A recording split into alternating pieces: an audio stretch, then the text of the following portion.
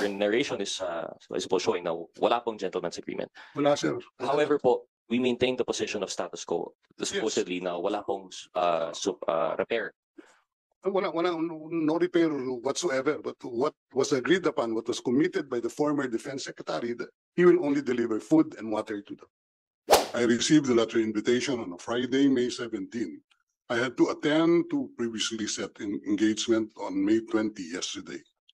Contrary to some statements that we were avoiding this inquiry, we wrote this honorable body explaining our predicament, why we cannot attend the initial inquiry. Former Secretary Esperon called me up this morning to tell me that he will try to catch up at this morning's inquiry. He will be presiding over a stockholders meeting in a bank where he acts as chairman. I understand he was not notified of yesterday's inquiry. He also expressed his willingness to attend subsequent proceedings. I understand that this joint inquiry would deal on an alleged gentleman's agreement between former President Rodrigo Roa Duterte and President Xi Jinping of the People's Republic of China.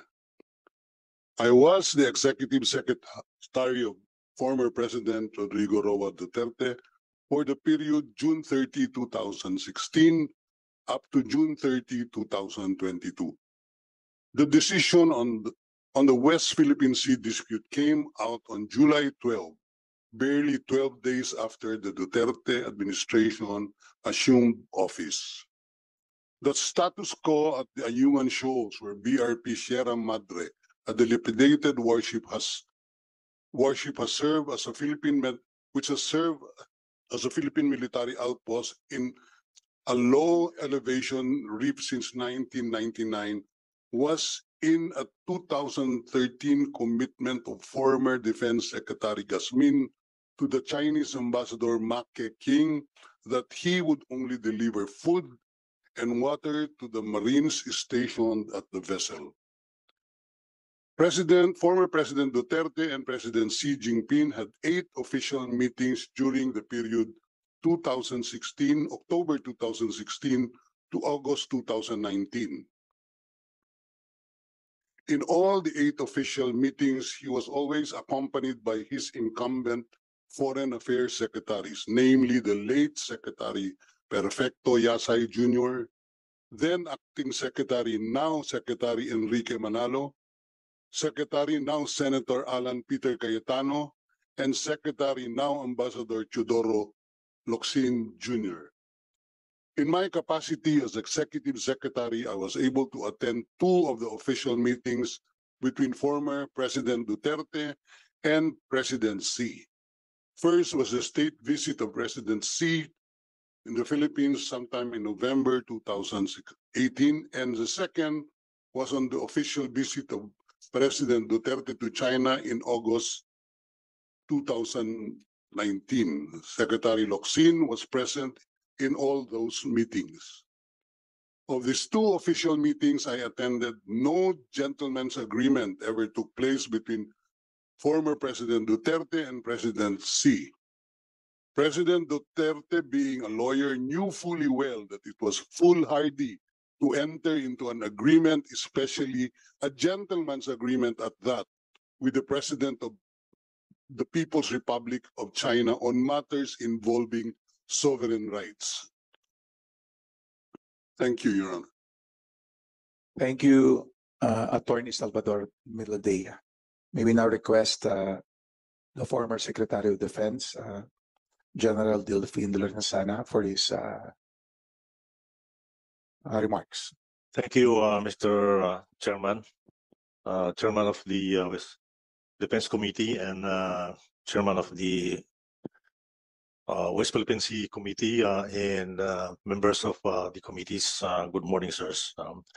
Like the former Executive Secretary, I also apologize for not coming here yesterday because I've been away for a week last week, and when I came back, a lot of work was waiting for me at the office. But anyway, I'm here now to shed light to whatever we can shed light into this so-called gentleman's agreement. Like Executive Secretary Medialdia, I have attended practically all the meetings between President Duterte and President Xi. from the first time that they met in 2016 until the last time that they met, I think, 2019. It was very telling that at the last meeting in 2019, President Duterte asserted in front of everybody in the bilateral meeting that he's asserting the rights of the Philippines over the West Philippine Sea on the basis of the UNCLOS in the arbitral ruling. Upon which President Xi also said that we also claim the area. And that's where the conversation ended on the West Philippine Sea. President Xi also added that according to him that time, and I think this should be borne out by the minutes of the meeting between them, what he said was, Mr. President, he said to President Duterte, we cannot resolve this matter within our lifetime, but maybe our children and grandchildren will be smart enough to find a solution. So that's how he stated it. I think Executive Secretary Mujaldea remember that very well also. Now, with the gentleman's agreement, this came out only when Ambassador Huang started talking about this agreement later on, I think early last year, about our agreement. But he mentioned this to me during the first incident of the water cannon incident in Ayungin Shoal in November of 2021. I remember very well because I was talking to him that night about he was complaining about needs supply and strengthening of the Sierra Madre in Ayungin Shoal. And while we were talking pala at that night, they were already bombarding our supply ship with water cannons. So I wrote to him the following day with protesting the action of that. And from then on, he was claiming that there was this agreement between the embassy of China and officials of the government. And when we grounded that ship there in Ayungin, that we promised now to pull it out. In fact, he said they offered to help us, but I think the government now refused because we can do it on our own. And I asked him, how sure are you that what you're talking is true? And he said, because I was here. Ambassador Huang said that he was here as a junior staff in 1999 that Sierra Madre incident happened. And so I said, I cannot find somebody from the retired ranks of the AFP to corroborate what he was saying. So we leave it at that. But they were protesting that we are actually trying to strengthen, pinapatibay natin yung Sierra Madre ship. Sabi ko sa kanya, you're crazy if you think that we are going to repair that ship because it's already corroded and about to collapse. What we are trying to do is to improve the living conditions, the barracks of the state of the detachment in Sierra Madre, composed of about 15 people, 14 enlisted personnel, one officer. Doon sila. So when their living quarters was started to deteriorate, then they start our supply ships tried to bring repair materials, and that's what they were trying to prevent.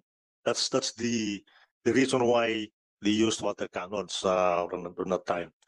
But we insisted that they cannot prevent us from doing that because we've been supplying those people there for the past 20 years or more, and they were not objecting. And then suddenly they objected. So that, Mr. Chairman, as my involvement in this Ayungin Shoal during my time as the Secretary of Defense. And we were very adamant that we should stop, sabi nila, we will inform them that we are going. Why would we inform them that we are resupplying our ships there, our troops there, when it is actually part of the West Philippine Sea, that we have sovereign rights. So after that, we stopped already our conversation until the end of the administration of Duterte, Mr. Chairman. Thank you very much. No, meron pong commitment in 2013. Yun po yung naging basis of status quo. Would the good ES be in a position to elaborate po? I cannot elaborate with particularity on the status. That's what I gathered when the decision came out 12 days after we assumed office. I was just asking around, what's the present status at Ayungin Shoals? Because I know there was a vessel there. And the information I gathered was that there was a previous commitment that food and water will be allowed to be shipped to the dilapidated vessel since 2013 po. Mr. Chair, yung pag-gather po natin ng information na ito, is this based on official records from Malacanang or is this recounted by long-time officials there? I got that source from one of the officials before. I cannot recall. It was an off-the-cuff query when the decision was about to come out. Ano ba status diyan? That was it. Thank you, Mr. Chair. So off-the-cuff query po, meaning this is an informal data gathering. But do we, Mr. Chair, maybe ask the DFA if we have any records of any commitment in 2013? But I understand that there was a scrubbing of documents, and I would like to ask, Mr. Chair, the DFA mentioned the last hearing yesterday that upon the records, wala pong gentleman's agreement. But that would be, I would understand that that was confined to the period of the previous administration and in reference to a secret agreement. But is there any public agreement in 2013 in which the Philippine government committed not to bring food and water to BRP Sierra Madre? Your Honor, I'm not aware of any. Mr. Chair, maybe request from the DFA to similarly do a legal scrubbing to really verify na wala po tayong commitment in 2013. Nawala. Yeah, na may commitment or the existence or non-existence of the commitment, Mr. Chair.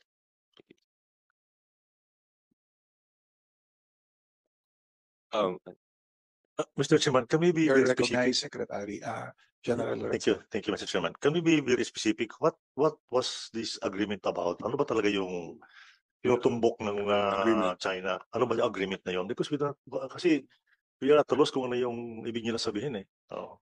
We agree, Mr. Chair. That's why we actually want to have this meeting, because based on the statements and if the DFA could verify, the Chinese embassy would claim at one point they are claiming we are supposed to withdraw the BRP Sierra Madre. At another point, I believe they're claiming that we should not repair. And on the part naman po of the previous spokesperson, I don't recall him, although I'm not in the position to testify, I don't recall him saying that we should withdraw BRP, but he did state that there was a commitment not to bring food and not to bring repair materials. So I agree with the good former secretary, now chairman of the BCDA, that we really have to clarify po kung ano dito. And the best way to go about it, I suppose, is to really go through the records kung ano po talaga yung commitments that we have, commitments that, well, we can't prove what we don't have, but to really clarify na wala po talaga. We agree, sir.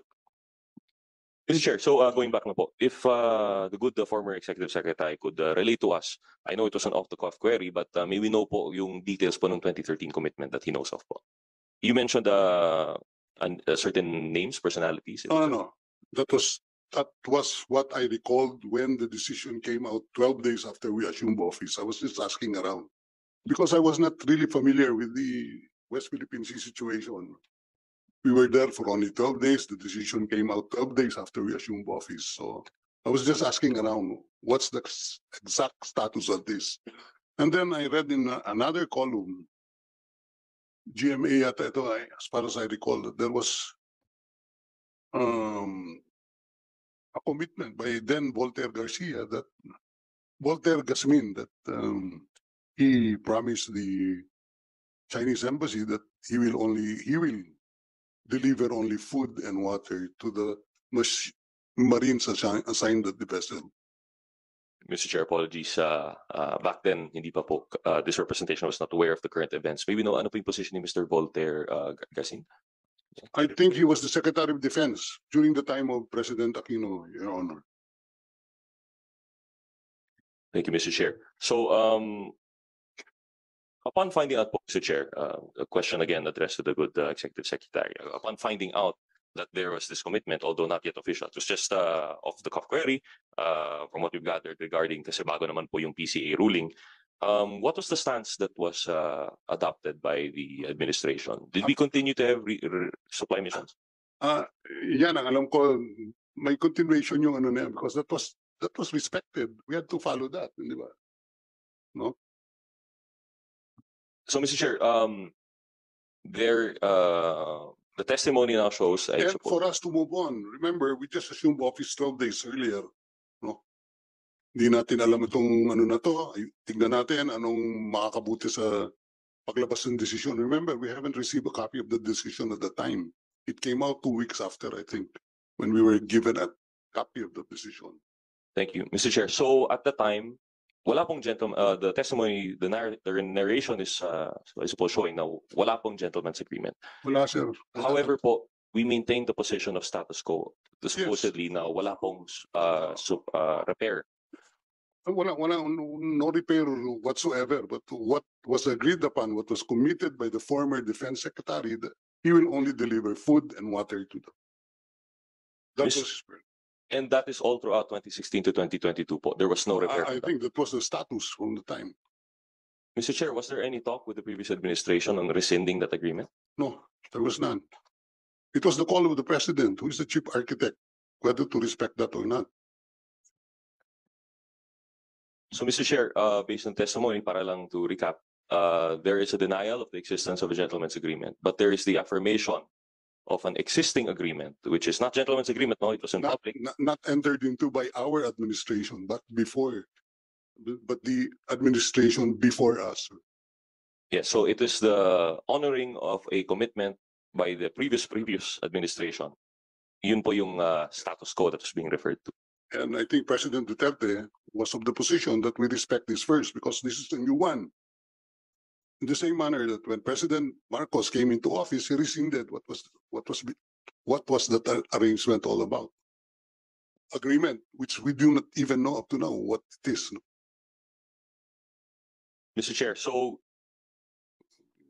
preliminarily, the president, understandably, as the chief architect of foreign policy, he has that call, previous administration. So initially, when he heard of the ruling, status quo po muna, he didn't know what it was. But all throughout from 2016 to 2022, hindi pa nalaman kung ano po yung commitment. But still, they maintained the same. Nagdulot naman ito ng iba't ibang reaksyon mula sa ating mga netizens. Ayon kay @Christina, salute to all PRRD secretaries. Look how gentleman, professional and serious es Medialdelia. Saad naman ni @RDG 1913. Dapat ang imbestigahan ay itong mga congressmen. Mas marami silang kabalbala na ginagawa. Komento naman ni @user-TF7. Wala talaga sa ayos itong congressman. Dapat ang mga congressman ang imbestigahan. Anong sa inyo dito mga kabayan? Maaaring magbigay ng comment below.